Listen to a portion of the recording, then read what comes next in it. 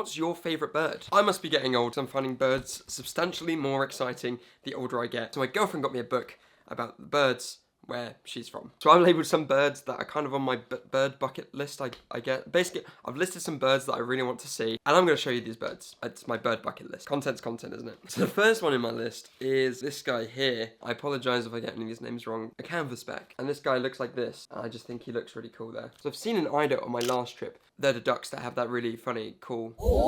But I really want to see the king eider. It's basically the same, except it has this like really cool pattern. Okay, this one's cool. This is called the Barrow's Golden Eye. I think you can see why it's called that. This is probably one of my favourite birds. This is the piping plover. Probably one of the rarest birds I've seen. Unfortunately, it was the one day where I've already packed away my camera. It was kind of on the last day of the trip, so... The snipe, specifically the Wilson snipe. This guy here. Who knows, maybe 2026 is the year of the snipe. It's actually the year of the horse, but you know. Sandhill crane. Sandhill crane? Sandhill crane. I just love the size of them. I think seeing that in the wild would be pretty epic. Probably top of my list and something I really, really want to see this year. The Atlantic puffin. Fortunately, both places, like in the UK, as well as like New England where my girlfriend lives, we both get puffins at some part of the year. So I think it's safe to say they're kind of like my favourite bird. Now again, I've seen the common loon. I've actually on my last trip to Maine, I saw loads of common loons. What I really want to see is the red-throated loon. I absolutely love pelicans, weirdly. I don't know. There's one of those birds that I've always just really loved. Obviously, I've seen some in the wild in St. James's Park. If you didn't know, there's a collection of wild pelicans